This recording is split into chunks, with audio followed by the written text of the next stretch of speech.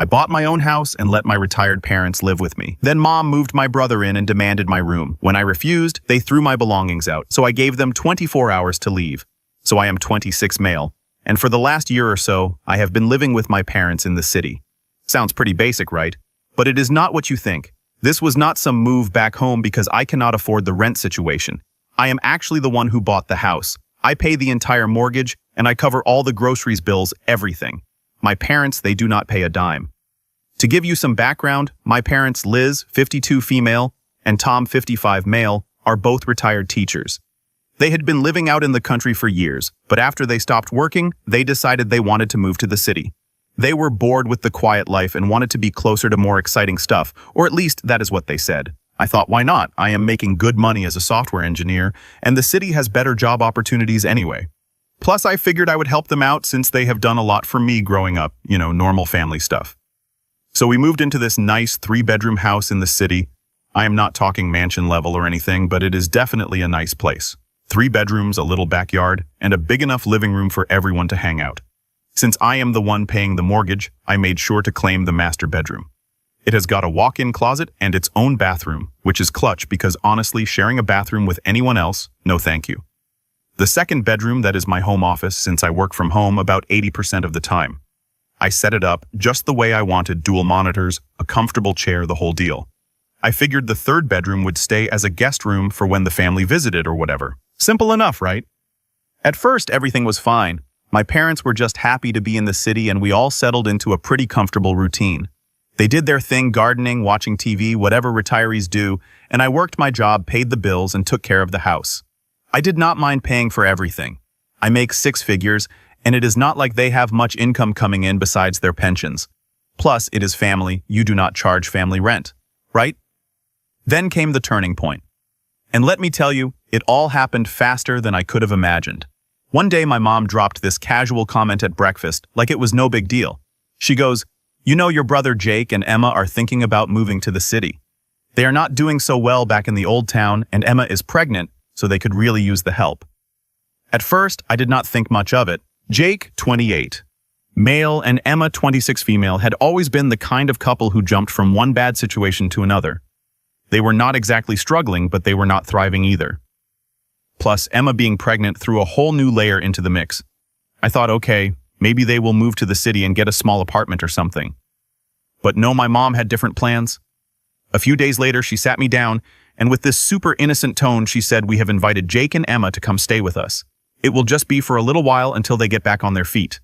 Now, this is the part where I should have seen it coming, but I did not. I just kind of nodded along, figuring, okay, whatever, they will stay for a bit and then find their own place. But what I did not know was that this was just the beginning of the chaos. My parents did not exactly ask if I was cool with them moving in. They just told me after they had already invited them. I was still processing the whole thing when Jake and Emma showed up at our doorstep a week later with bags in hand, looking like they were moving in for the long haul. So here is the deal. They move in, and right away, it is clear that they think they are staying indefinitely. I am already feeling the stress build up because I am the one paying for everything, groceries, utilities, mortgage, you name it, and now I have got 2 more people to feed and take care of. No one even asked if I was okay with it. They just moved in like it was the most natural thing in the world. Now, do not get me wrong, I love my brother. He is family after all. But Jake is not exactly the most responsible person in the world. He is the kind of guy who always finds himself in messy situations and then relies on other people to bail him out. And Emma, she is nice enough, but she has got this entitled attitude that just rubs me the wrong way. Like she is pregnant, so she automatically deserves special treatment from everyone around her. But here is where things start getting really messed up. A couple of days after they moved in, Emma starts making these little comments. You know, the type that seem harmless, but are actually really annoying. She would say things like, this place is so big, it must be hard for you to clean it all by yourself, or I cannot wait until the baby is here. We are going to need a lot of space for all the baby stuff. I did not think too much of it at first, but then came the kicker. One evening, after I just finished a long day of work, Jake and Emma pulled me aside and said they wanted to talk. I thought, all right, maybe they are going to apologize for taking up space and eating all the food without offering to help. But nope. Instead, Emma, all casual, says, so we have been thinking it would make more sense for us to take the master bedroom. I just stared at her. I could not believe what I was hearing. We need more space. Jake added, like it was obvious. The baby is going to need a lot of stuff, and your room has the walk-in closet and the private bathroom. Now keep in mind, I pay for the entire mortgage. The house is in my name. I also pay for all the groceries, and I have been supporting the whole household without asking for anything in return. And here they were asking me to give up my own bedroom. I was floored. I could not even respond right away. It was like the audacity just hit me all at once. Finally, I said, "Why do not you just take the spare room? It is plenty big, and it is already set up for guests." Emma was not having it. "But that room does not have a walk-in closet, and the baby is going to need space." I stared at them for a few seconds, trying to stay calm. "I am not giving up my room," I said, keeping my voice as steady as I could. "You can have the spare room, or you can find somewhere else to stay." Jake looked a little shocked that I was not just caving in, but Emma, she looked downright offended, and that is when I realized this was not going to end well. Alright, so after that awkward conversation where Jake and Emma straight up asked me to give up my room, I thought that maybe they would realize how ridiculous they sounded and back off. I mean, who in their right mind asks the person paying the mortgage, buying the groceries, and keeping the lights on to just give up their space like that? But nope, of course, that is not what happened. The next couple of days I started noticing these little things. For one, Jake and Emma were suddenly really comfortable, like too comfortable. They would spread their stuff out all over the living room, had their shoes kicked off near the couch, and Emma was already talking about where she was going to put all the baby stuff, like the house was theirs or something. I was not saying anything yet, but it was building up inside me, that feeling that something was about to go down. So one day I had to go into the office for a few hours. Normally I work from home, but sometimes I have meetings that I cannot miss. Anyway, I get home around lunchtime to grab something to eat, and I notice something strange as soon as I walk in. My stuff, my personal stuff, is in the hallway. My clothes are in a pile on the floor. My computer monitor is just sitting there unplugged, like someone was in the middle of moving it. My heart is already starting to race because I know what this means, but I had to see it for myself. I walk to my room, and sure enough, there is Emma standing in the middle of it, packing up the last of my things. She does not even look surprised when I walk in. She just glances over at me like, "Oh, hey, I was just finishing up." I could not believe it. "What the hell are you doing?" I blurted out, probably louder than I meant to. She had the nerve to look all calm and collected, like this was no big deal. "Your mom said we could start moving our stuff in here. The baby is coming soon, and we need the space," she said, like it was the most normal thing in the world. I could feel my blood boiling, my mom said. My mom, who does not pay a single cent toward the mortgage, thought it was okay to just hand over my room to Jake and Emma without even talking to me. I was not about to let this slide. "No," I said, stepping into the room. "You are not moving into my room. I already told you guys to take the guest room." Emma did not like that. She crossed her arms and gave me this look like I was the one being unreasonable. "The guest room is too small for the baby, and there is no closet. We need more space." I was not having it. "I do not care. You are not taking my room. I am the one paying the mortgage. I am the one who has been paying for everything in this house, and you and Jake are not even contributing anything. If you need more space, you are welcome to find your own place." At this point, I was really angry, and I could tell Emma was getting upset too, but I did not care. She did not back down, though. "Your mom said it was fine," she repeated like that was the final word. Now here is where I lost it. I marched back out of the room, grabbed my phone, and called my mom, who, by the way, was not even home at the time. The second she answered, I did not even let her say hello. "Mom, did you tell Jake and Emma they could move into my room?" There was a long pause on the other end, like she did not know what to say. Finally, she admitted, "Well, I thought it would be the best solution.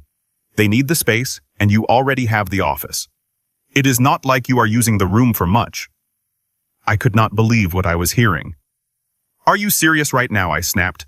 "I pay the mortgage. I pay for all the groceries. I pay the bills, and you think it is okay for Jake and Emma to just take over my room?" My mom tried to calm me down, saying it was not a big deal and that we are all family, but I was done listening. I am not giving them my room, and if they do not move their stuff out, they are going to need to find another place to stay. By this point, Emma must have heard me because she came storming out of the room looking furious. "You are seriously going to throw us out with a baby on the way?" That is when Jake walked in. He must have heard the commotion from outside because he came in looking all pissed off too. "What is going on?" he demanded. So I laid it out for him. "What is going on is your wife thinks she can just take over my room without even asking, and I am telling you both right now, it is not happening. You can either stay in the guest room or you can leave." Jake was not happy about that. He got all defensive, saying how they are family and how I should be willing to make sacrifices for them. But at this point, I was beyond reasoning. Sacrifices I am already paying for this entire house. What are you guys contributing? Huh? Nothing. And now you think you can just walk in and take over? The yelling got pretty loud at that point, and I think it was clear that neither side was backing down. My mom tried calling me back, but I ignored her. I was too pissed off to deal with her excuses. Jake kept going on and on about how I was not being fair, how they had a baby on the way, and how families should stick together in tough times, but I had had enough.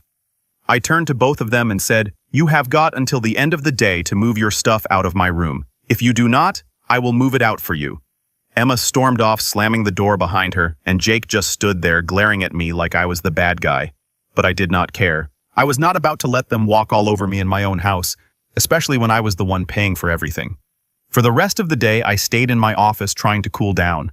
I did not want to deal with either of them, and I knew if I went back out there, it would just turn into another argument. But deep down, I knew this was just the beginning. They were not going to take this lying down, and I had a feeling my mom would get involved again. But I was not about to back down either, not this time. After that blow-up with Jake and Emma, I thought maybe, just maybe, they would finally back off. I mean, I was crystal clear. My room was not up for grabs, and they either stay in the guest room or find somewhere else to live. Seemed pretty simple to me, but of course things did not go that smoothly. The next day I kept mostly to myself. I was not looking for more drama, and honestly, I was still fuming from how things had gone down. I spent most of my time working in the office trying to pretend like everything was normal.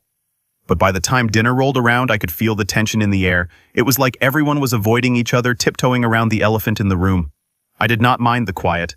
If Jake and Emma were finally going to stay in the guest room without causing more issues, I figured I could live with that. But then, something happened that pushed me over the edge. That evening, I walked into the kitchen to grab some food. I had bought all the groceries like I always do, but when I opened the fridge, it was practically empty. I am talking about food I just bought 2 days ago, gone. I checked the freezer, same deal. I knew my parents did not eat like that, and it was not me, obviously. So who else could it be, Jake and Emma? They probably helped themselves to everything without even asking. I was already irritated, but I tried to brush it off, thinking whatever, I will just pick up more tomorrow. But it was not just the food. When I went to sit down at the table to eat, my mom came into the kitchen, not looking me in the eye. She quietly made plates for herself, my dad, Jake, and Emma, and then she did not make one for me. At first, I thought she must have forgotten, so I just kind of waited. But she finished serving everyone and sat down. I was left standing there like an idiot watching as they all started eating. I am not going to lie, I felt the anger bubbling up again. It was like they were all punishing me for standing up for myself. I looked at my mom, trying to keep my cool. "You did not make me a plate." She barely looked up. "You do not want to help the family. You do not eat with the family," she said as casually as if she was commenting on the weather. I could not believe what I was hearing. "Excuse me, I pay for everything here, the groceries, the mortgage, and now I am being iced out." She did not even answer. My dad just kind of sighed and kept eating like nothing was happening, which pissed me off even more. Jake and Emma were sitting there with this smug look on their faces like they had won some kind of power play. Emma even had the nerve to smile at me when I walked by. I could not take it anymore. I was not about to be treated like some outsider in the house that I paid for. I slammed the fridge door shut and stormed out of the kitchen, my mind racing. I knew what I had to do next. I went straight to my room, grabbed my laptop, and started looking up eviction notices. I figured if they did not want to treat me with respect, then they could find somewhere else to live. I mean, enough is enough, right? I am not a free hotel service. Within an hour, I had the documents ready. I printed out 2 sets, one for Jake and Emma, and one for my parents. It felt weird kicking out my own family, but at this point, they had crossed the line. They had been disrespecting me for weeks, acting like the house was theirs, and then freezing me out because I would not cave to their ridiculous demands. I was not going to put up with it anymore. Once the notices were printed, I walked out to the living room where everyone was sitting, pretending like nothing was wrong. I did not say a word. I just slapped the papers down in front of my parents, then handed another set to Jake and Emma. "What is this?" Jake asked, picking up the papers and scanning them. "You have 24 hours to pack your things and leave," I said, keeping my voice as calm as I could manage. "If you are not out by tomorrow, I am calling the police." Jake's face went pale.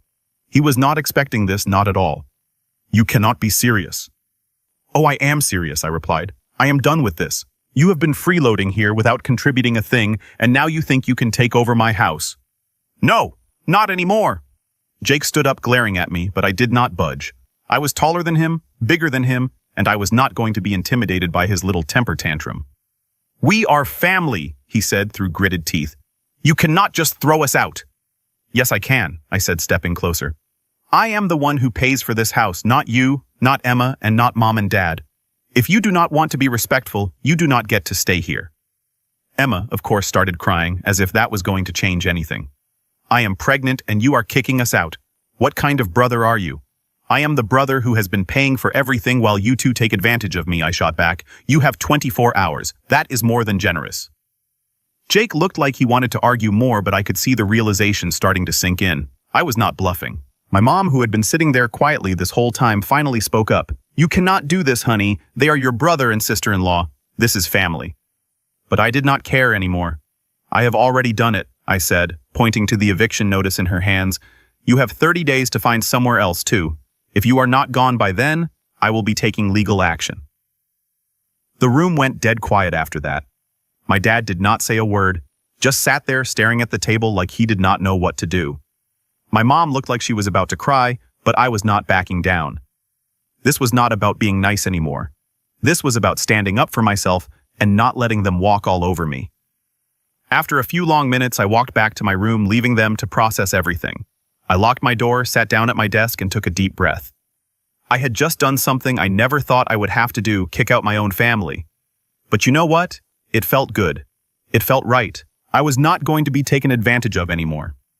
The house was dead quiet for the rest of the night. No one came to my door. No one tried to argue with me. I think they all realized that I was not messing around anymore. If they did not respect me, they did not deserve to live here. I slept better that night than I had in weeks. Update 1. After handing out those eviction notices, I figured the tension in the house would either explode or everyone would finally back off and take me serious. Either way, I knew there was no going back. I had drawn my line in the sand and I was not about to let anyone step over it again. But instead of the blow-up, I was expecting the house got quiet. Too quiet, honestly. The morning after I woke up earlier than usual just because I could not really sleep. I guess I was kind of waiting for something to happen. You know, like maybe Jake would come banging on my door demanding I change my mind, or maybe my parents would start pleading with me to reconsider. But none of that happened. When I finally walked into the kitchen to make breakfast, it was empty. No one was up yet. No Jake, no Emma, no parents. For a second, I thought maybe they had packed up in the middle of the night and left without saying anything, but I knew that was just wishful thinking. I made my coffee, sat down at the table, and waited. I was not in the mood to make small talk, and I was not in the mood to explain myself again. What I had done was necessary. They had pushed me too far, and there was no way I could keep living like that. They did not respect me, and they sure as hell did not respect the fact that I was paying for everything. All I wanted was some basic decency, and they could not even give me that. After a while, my mom came into the kitchen, her face looking like she had barely slept. She did not say anything at first, just grabbed a cup of coffee and sat down across from me. It was the first time we had really been alone since I handed her the eviction notice. The awkward silence hung in the air for what felt like forever before she finally spoke up. Honey, she started, her voice soft and tired. I know things have gotten out of hand. I did not say anything. I just stared at my coffee, waiting for the rest of whatever she was going to say. I knew an apology was coming, or at least some version of one, but I was not about to let her off the hook that easily. I did not realize how bad things had gotten between you and your brother. She continued, her voice cracking just a little. We were just trying to help them, and I guess I did not see how unfair it was to you. That caught me off guard. I was not expecting her to admit it, at least not so soon. For a second, I thought maybe she was finally getting it, that I was not the villain in this situation. But I still could not shake off the frustration from how everything had gone down. You did not just ignore what I wanted, I said, my voice sharper than I intended. You sided with them every single time, like you just assumed I would roll over and let them take whatever they wanted. I know, she said almost in a whisper. But we thought, well, you have always been the strong one. Jake, he has never had it easy. That was her excuse every time. Jake was not strong. Jake had struggled more. Jake needed more support. It was like they did not think I had any limits because I was the one who had my life together. And you think I have had it easy? I asked, my anger simmering just below the surface.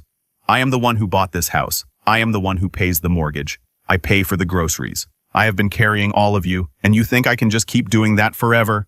She looked down at her coffee, not saying anything for a few seconds. I know you have done a lot more than we could have asked for, but Jake with the baby on the way. I cut her off. This is not about the baby. This is about respect, and you guys have not shown me any. She sighed, clearly exhausted by the whole situation, but I was not about to let her off with a few tired excuses. You know, we just thought we were doing the right thing, she finally said. Jake and Emma, they do not have much. And whose fault is that? I shot back. I did not ask them to move in. I did not ask for any of this. They need to figure out their own lives, and you cannot keep bailing them out by throwing me under the bus. She nodded, finally seeming to understand, or at least trying to. We will figure something out, she said, her voice quieter now. But please do not push us out, not like this. I sat back in my chair trying to calm down. It was not like I wanted to kick them out. I mean, they were my parents. But at the same time, I could not keep living in a situation where they did not respect my boundaries. I had let too much slide, and now I had to put my foot down. I do not want to push you out, I said, trying to be as calm as I could. But things need to change. I cannot keep living like this, being treated like I do not matter in my own house.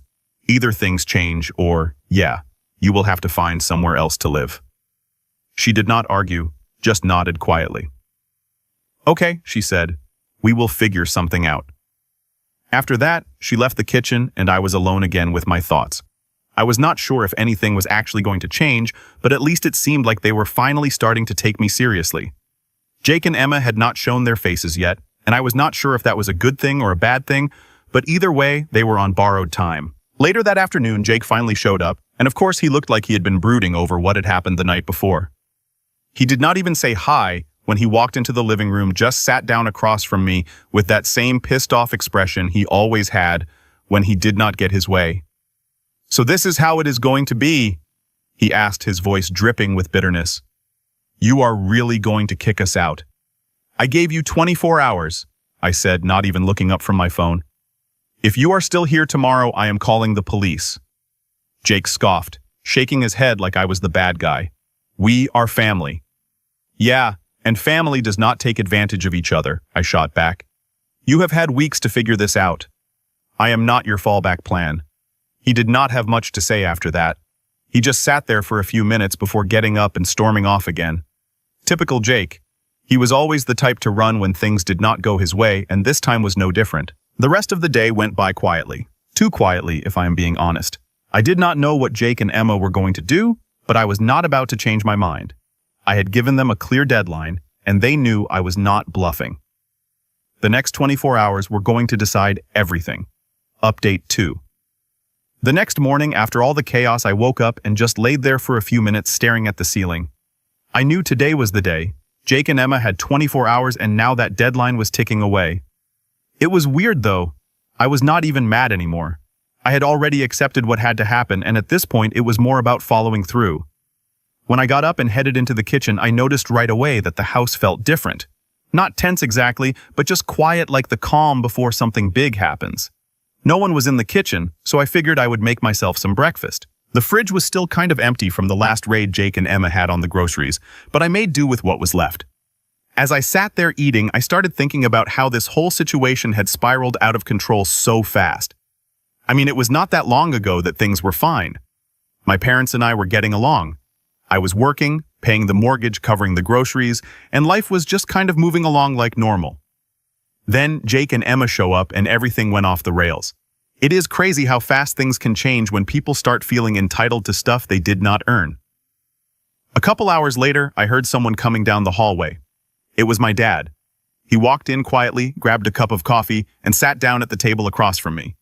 He did not say anything at first, just took a sip and looked out the window. Finally, he spoke. Jake and Emma are leaving today. I did not respond right away. I was not sure if he was telling me because they had decided to leave on their own, or if he was just reminding me of the deadline. Either way, I nodded and kept eating. They do not have anywhere to go, he continued, his voice low. They are going to stay at a motel for a while until they figure things out. I stopped mid-bite and looked at him. Part of me felt bad, but the bigger part of me knew this was what had to happen.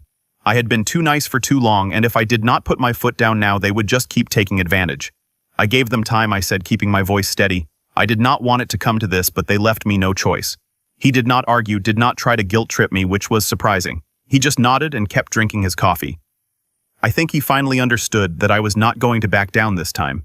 After everything that had happened, there was no going back to how things were. Around noon, Jake and Emma started packing their things. I stayed in my room for most of it, not wanting to get into another argument or hear any more passive-aggressive comments.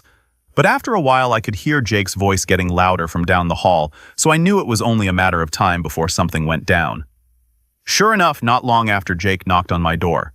I opened it, and he stood there with that same pissed-off look he had had since I gave him the eviction notice.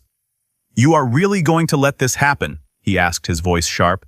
"You are just going to kick us out like this?" I leaned against the doorframe, crossing my arms.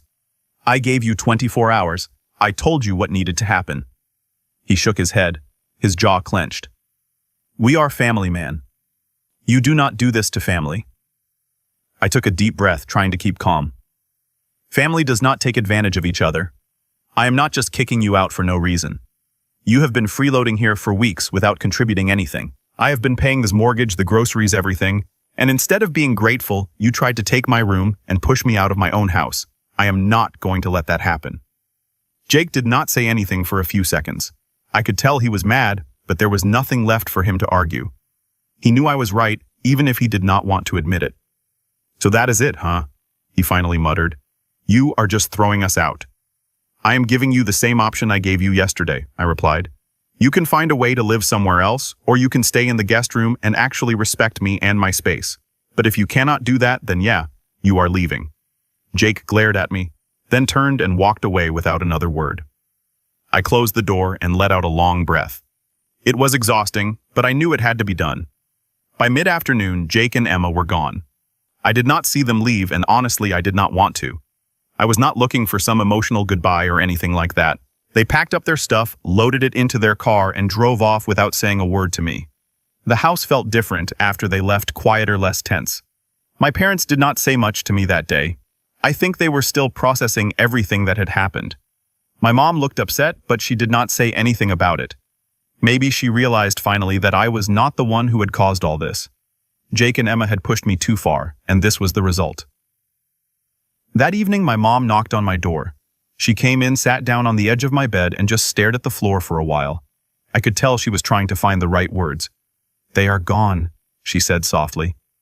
I nodded, not saying anything. "I never thought it would get to this point," she admitted. "I did not realize how much pressure we were putting on you." I looked at her, feeling some of the frustration lift a little.